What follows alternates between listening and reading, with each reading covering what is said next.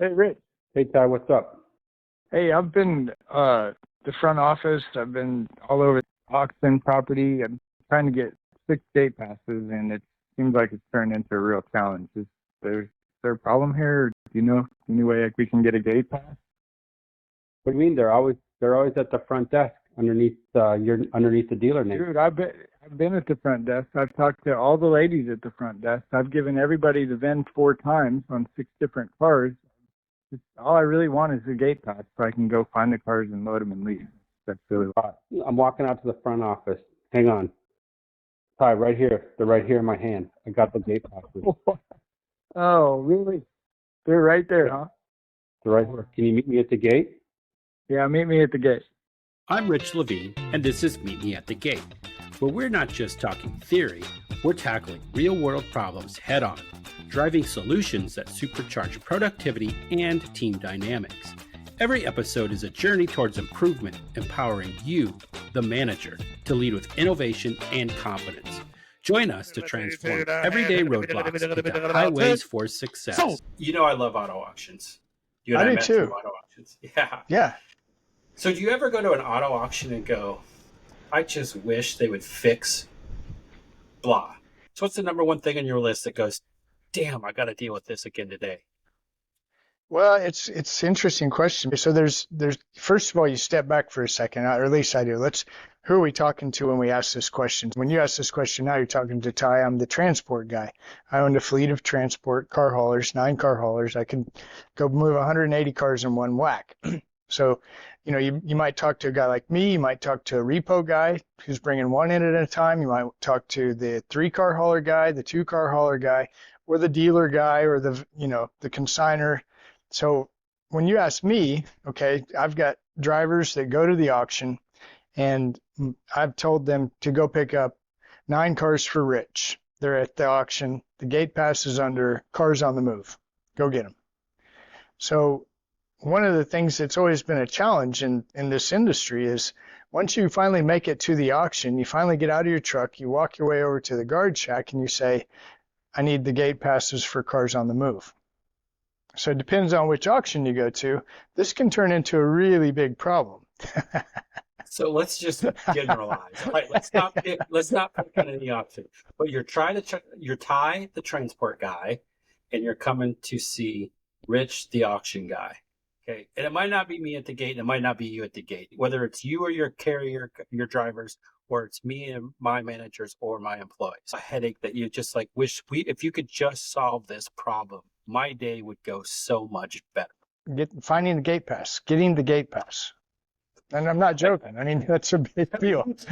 Are you telling me that auto auctions aren't always organized with gate passes at the gate? Is that what I'm hearing? Well, not just see, it's easy to point fingers, but everybody's involved here. So when we're having this conversation, you'll find solutions as we talk, because it's not just the auction or the guard shack. Sometimes it's the dealer. He didn't pay for the car. He forgot to tell anybody. He's on the airplane. He's on his way to the casino. He doesn't have time to, answer the phone to tell you, well, at this particular auction that I'm at, you have to have the last 6 of the VIN on each vehicle you're picking up, or you won't get the gate passes. So, I didn't know that rule. Who's got the VIN? Oh, the dealer. Okay, well, where's he? Oh, can't get a hold of him. So, and also add more context to this. So, transport guy, there's something called a ELD. Do you know what an ELD is? Electronic logging device. Are you sure it's not a learning device? No, it's definitely not learning, because all it does is make you more stupid. So as I start the truck, I head to the auction. I finally make it to the auction. You can hear the clock running in your head. You only have this many hours to work, and then your truck explodes. Not quite, but you got to stop. So I want to hurry up and get the cars. I want to hurry up and get to the auction. I want to hurry up and get the gate pass. Now I want to hurry up and I want to find my cars, and then I'm going to hurry up and I'm going to load them. And I need to do all this in a really timely fashion, because the dealer wants his cars, the auction wants me out of there, the parking lot's full, and my driver's mad. So, there's just so many variables. So I got to get to the auction. I got to know the auction process. Every auction has a different process. What's your process, Rich? If I pull into your auction? If you pull up to pick up cars? Yep. Right now in the current state, unfortunately, I'm going to send you up to the front office. That's what we Well, currently okay. do. If you run up to the front office and you check with one of the gals behind the counter, they'll be more than happy to grab your gate passes for you. And also, please have your ID ready because we're going to need to make a photocopy of that, please. Yeah. Okay. So let's just say this is a Wednesday and I'm here to pick up a couple cars. Wednesday happens to be sale day Yes. and my clock's running and I just need 4, 5, 6 gate passes, Rich. Is Wednesday around noon to say 2, 3 o'clock a good day to come in to the office to get a gate pass? No, but we will give you a bid badge and we'll be more than happy to put you out in the arena and get your hand up in the air so our prices go up so you can have more cars to fill your truck. Is that a deal? All right. No, So this is where it gets fun. No, don't show up at noon to pick up cars on a Wednesday. Right. Yeah.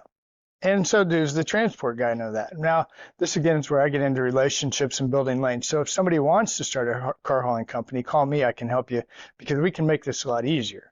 Now, if you're sniping loads off of a load board, say Central Dispatch, and you show up at an auction, random auction you've never been to, you go to the guard shack, the clock's ticking, your wife's yelling at you, your boss is yelling at you, the broker that gave you the crappy load yelling at you, and now this guy at the guard check where you get your gate pass every week at every other auction on planet Earth says, no, you got to go to the front office on sale day. Then you finally make the front office on sale day, and it's a complete chaos zoo in there, and you're waiting in line because there's 13 dealers in front of you crying about, I got a sale fee, a buy fee, I want to run it through arbitration, whatever the problem they're having is. So now you've got this jammed up process, and all I want is a gate pass so I can get a car and I can leave. And I would love to give you your gate passes, and I would love to get you down the road so you can do that. And that's what I really want to do. But on sale day, I also have limited resources. I wish I could afford to have extra people. So on a sale day, it takes everybody to drive cars through the lane captains, people to jump the cars in case, they're all running. Let me tell you, every car comes in with a new battery and a full tank of gas. So we never have cars run out of gas on sale day, and we never have to jump anything.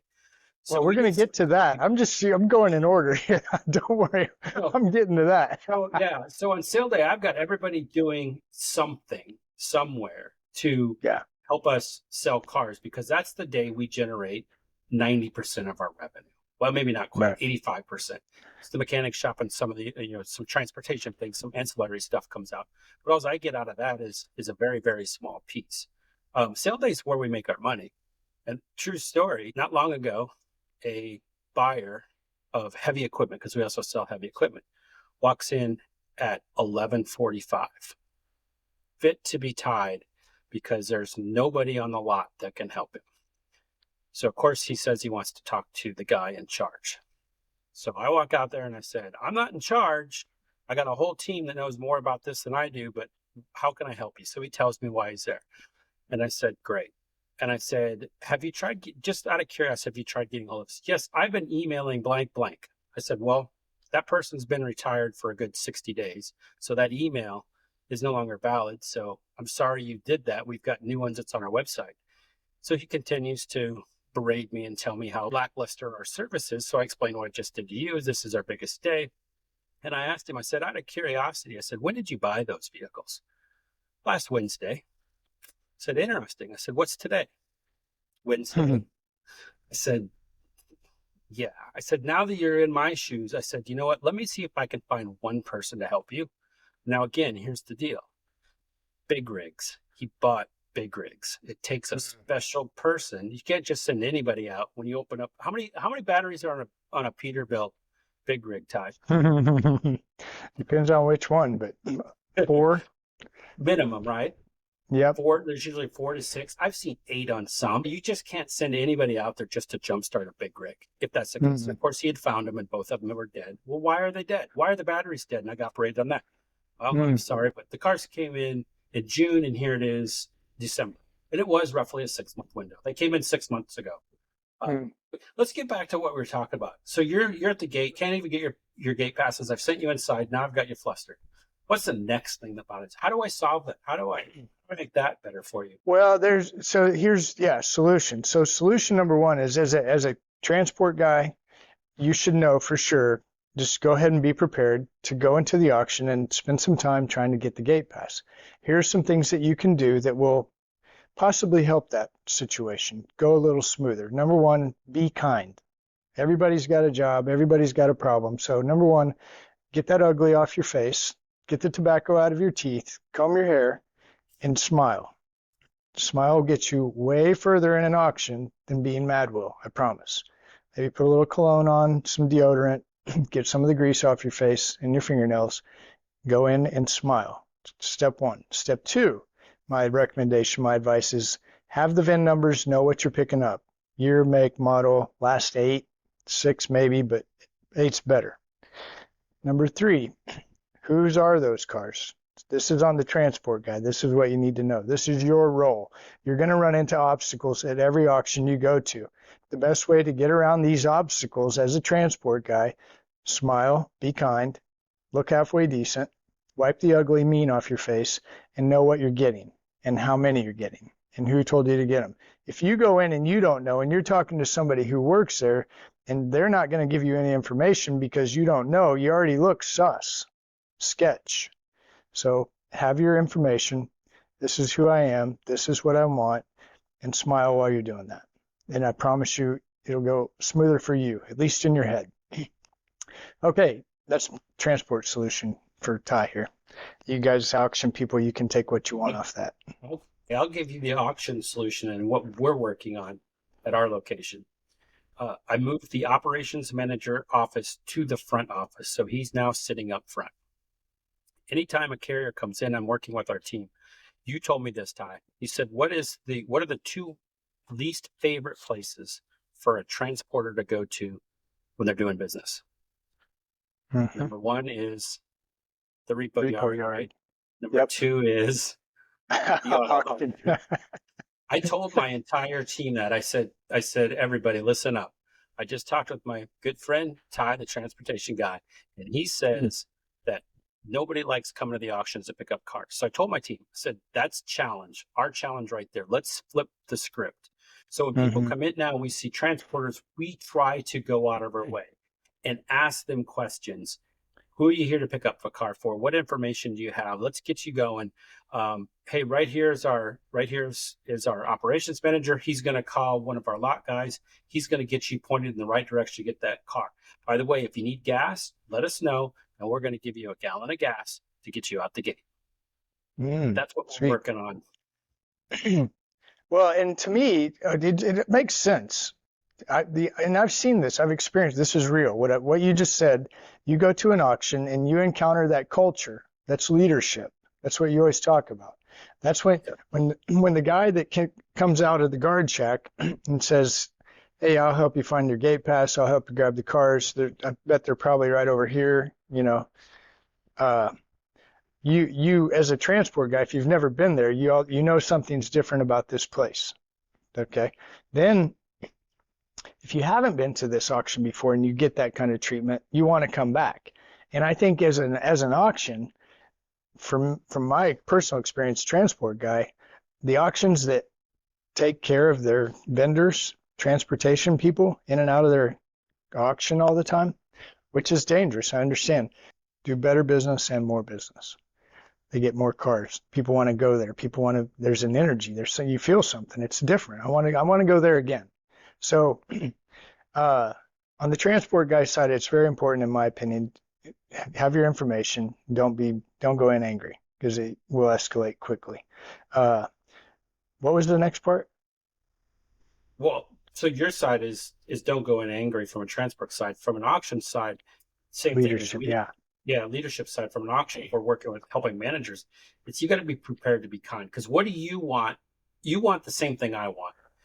If we boil this down, right, you want to get your car, you want to get in, and you want to get out. I want you to get in, get your car, and get out. So we both want the same thing, but it's even one level deeper than that.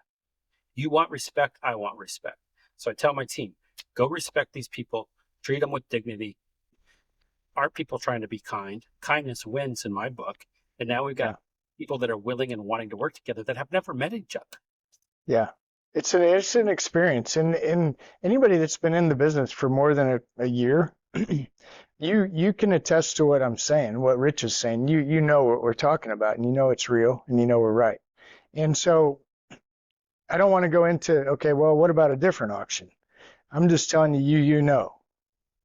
You know when you go into an auction and you immediately pull onto the park, you haven't even got out of your truck yet. You're pulling in the transport parking lot, and you feel this oppressive, this is not going to be fun. And it's just a sunny day, and it's 74. And there's just a nice breeze. And you're like, I can tell this isn't going to go good.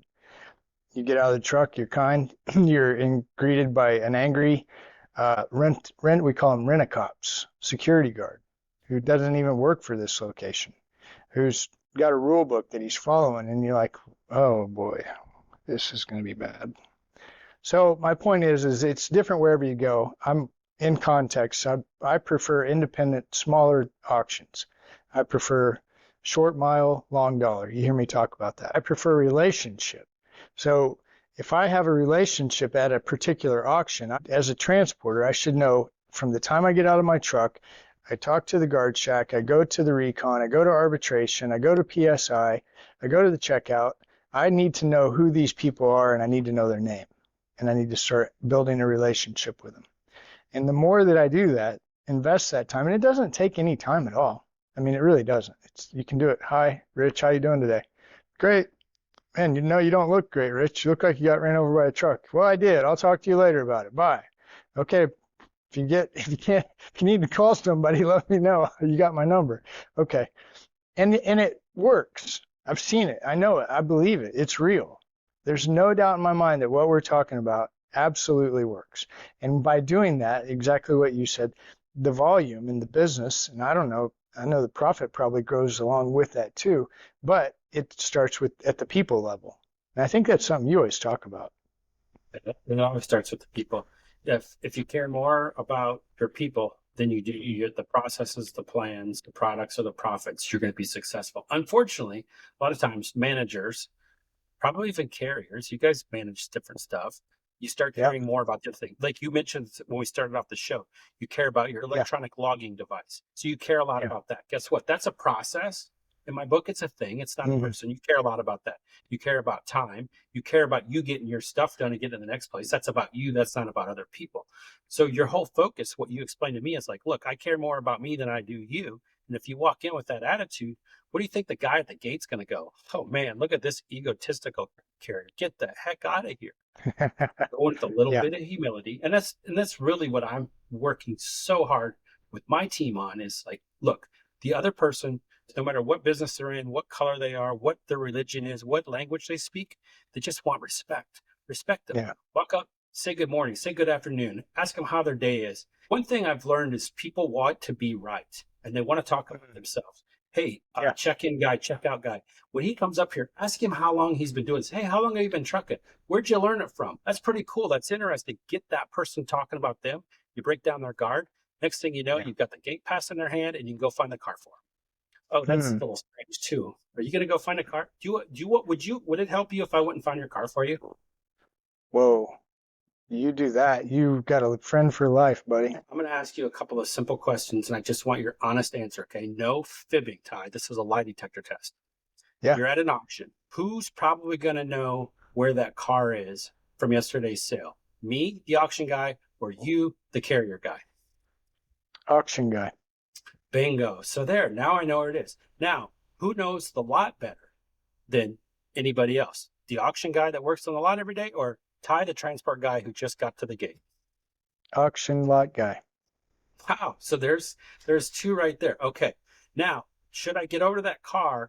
I've probably parked it 3 or 4 times. I can probably tell you before I get there if I'm going to need a jump box or if I'm going to need a gallon of gas, right? Yep. So if you're the auction guy. So is it really that hard? So I know this is frustrating. I've worked at a lot of auctions. I've been doing it for a long time. Yes, it's frustrating. But go find the car, put some gas in it, jump it, whatever, get it to the gate. Ty, here's your car. And I pull it up to the gate for you. Curbside service. Whoa.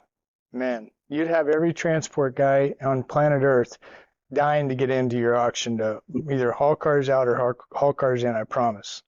Well, we're working. It's funny because somebody asked me, like, so you have a problem with the auction getting the cars in the auction?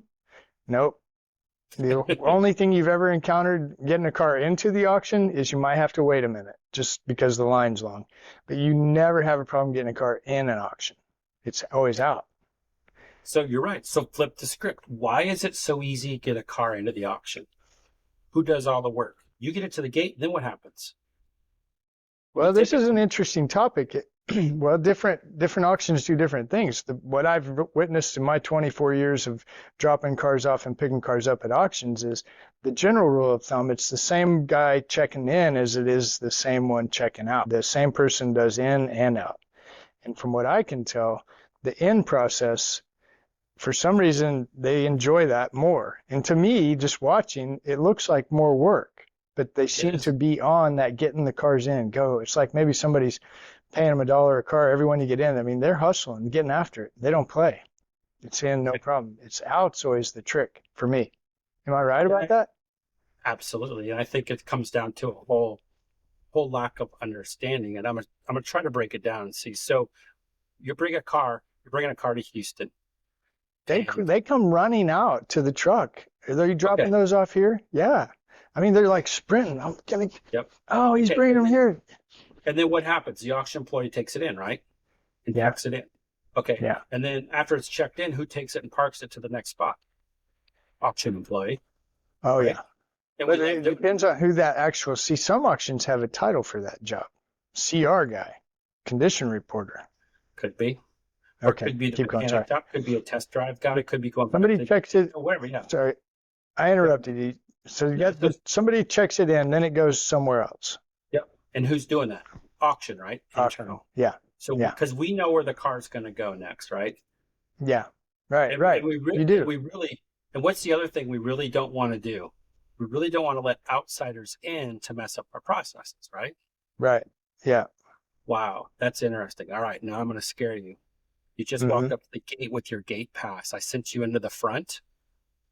And you come back out. This is typical auto auction, right? So I've sent you up the front. You got your gate pass. Now you come back. Now what do? You've got the secret pass. Hey, go find it. Wait a minute. What? Stop. I mean, I want people like, if you're on the auction side, I want you to stop and think about what's just happened. You won't let a transporter get past the check-in gate, but now when it's time to check out, you want them roaming your lot. Why? Yeah. Why? Flip the script, right? It's like, come on, people. It's frustrating, but it's just, it's also in the dynamics. So I don't know if you know this or not. Have you ever heard me talk about the puller? Oh yeah. Okay. The car puller. The car puller. So what we did was we always did a workaround. So I worked at a lot of big auctions, and there's a rule that slows you down every step. No, you got to do this. Well, you can't do that. No, you got to have this. Now you pop the trunk. Now pop the hood. Okay, guys, really? Okay. So what we do, because we're concerned about time, we'll do our best to get along with you and follow your rules. But we start making what we call workarounds. I call them workarounds. So if I know I've got a truck or I'm going to go to an auction, and I know I'm going to be there in an hour and a half, 2 hours, I'm going to call my car puller, and I'm going to have my car puller go get the gate passes and start pulling the cars out. So when I get there, I don't have to mess with any of that. Now, back when I was doing it, it was maybe $5-8 a car. Today, it's, from what I understand, 10 to 20. So as an auction, I've always thought this is so crazy. The auction is missing out on $20 a car, 10, 15.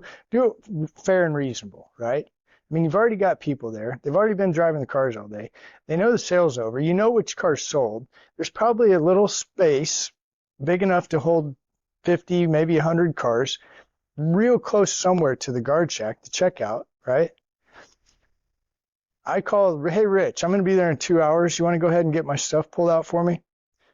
Yeah, Ty, $10 a car, no problem. 9 times 10, $90. Now, did you make money on that? Probably not. You're probably paying somebody, I don't know, $20 an hour to do that job.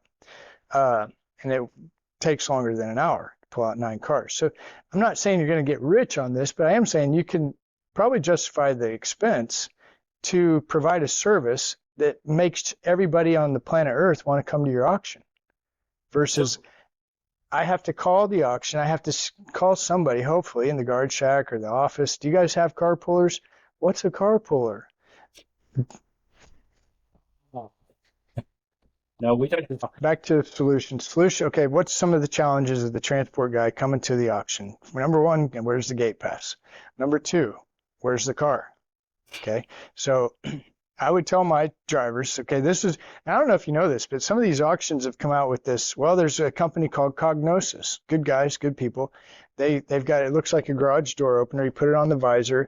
Somehow it links to the Wi-Fi. Somehow you download the app on your phone, and somehow it literally takes you to the car. I mean, like a map on your phone. Hey, there, turn right, you know, which is kind of interesting because it works, but it doesn't always really work. Like sometimes you get so focused on your phone, if you just look up for a minute and there's the blue Ford Taurus you were looking for, you walked by it, you could have seen it. I mean, anyway, it doesn't matter. Technology is helpful, but at the end of the day, you want your car out, I want to leave. I mean, I like you, but I've got a job to do and I'm here to make money. So the less time I have to spend as a transport guy dealing with that, the happier I'm going to be. So if you're going to provide a service and it may have a cost associated with it, I don't have to do, and that's where it's even gets better, because some are like, no, you have to use our service. Well, I don't want to pay you $10 a car.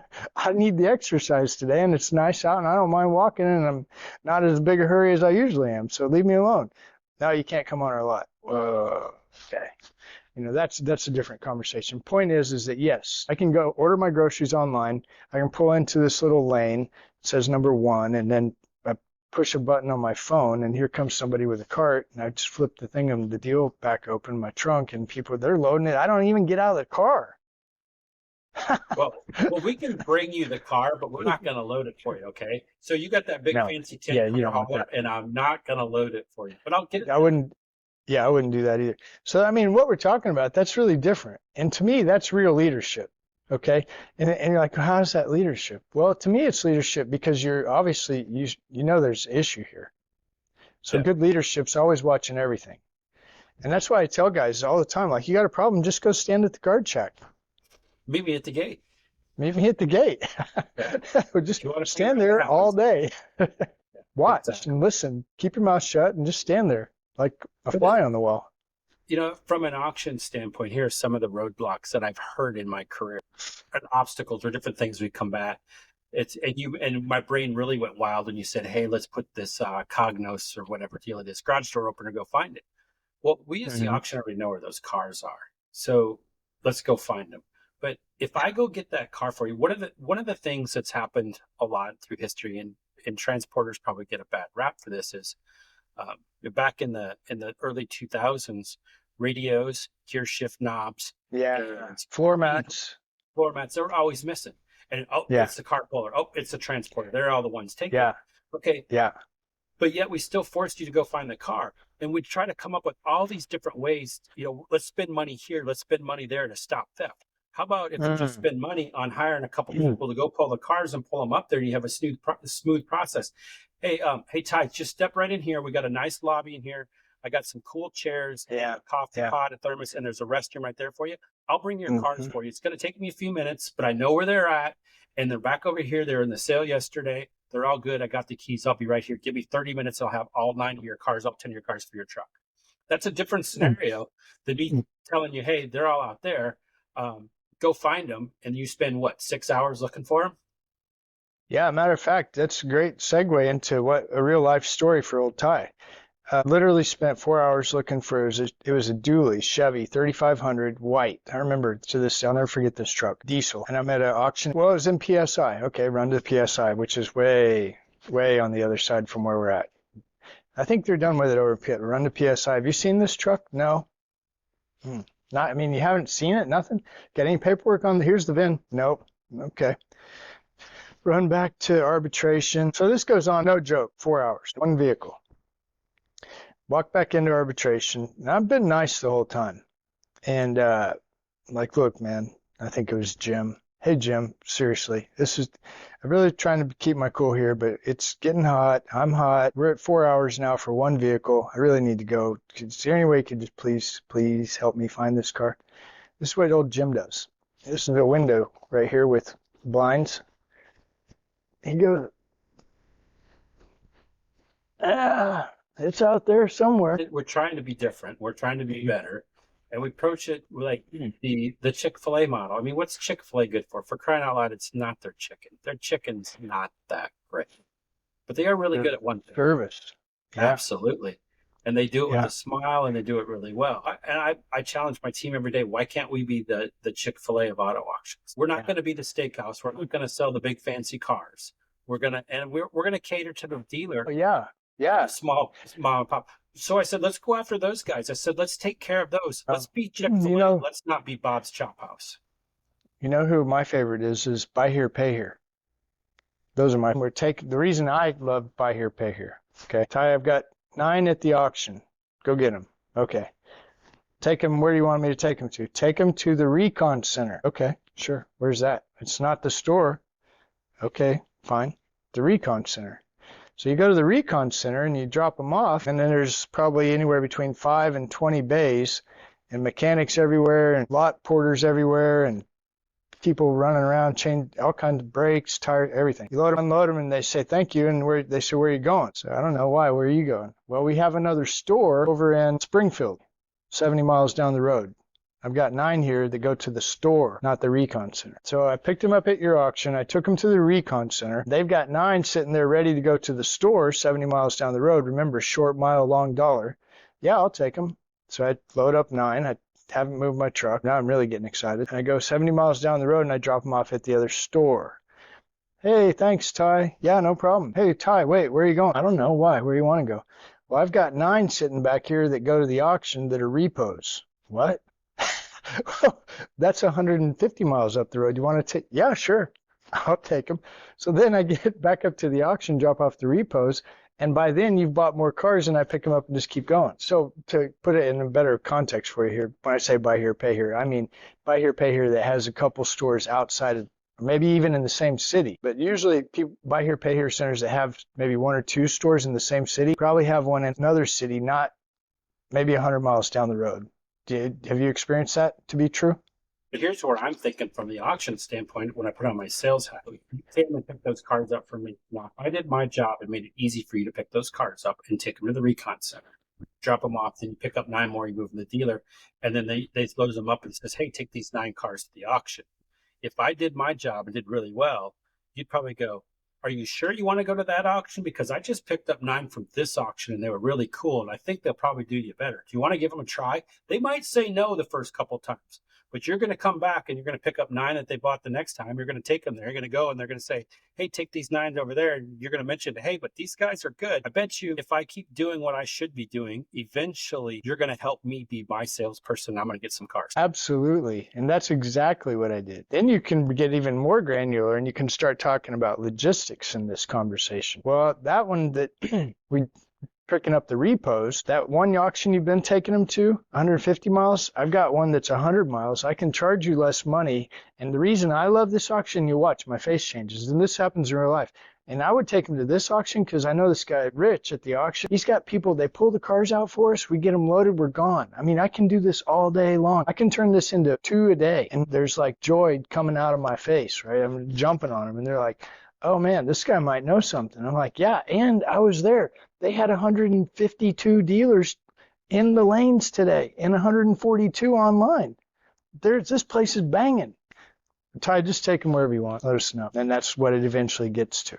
That really happens. You just start building these lanes, you build these relationships, and you make it work. Because here's the thing, Rich. Transportation has the potential to be the biggest hang-up for the auction and the dealer. The transport guy just said that. The transport guy is the biggest hang-up to get the auction and the dealer together. So a smart transport guy knows that, learns how to fix that. And it's not an easy fix. It takes work, but it's very doable. Very doable. I did. Thank you for joining me on this episode of Meet Me at the Gate. I hope the conversation has helped to fuel your drive and equip you with insights to steer your team towards success. Remember, the road to success is always under construction. And until next time, keep your engines revving and your gas tanks full.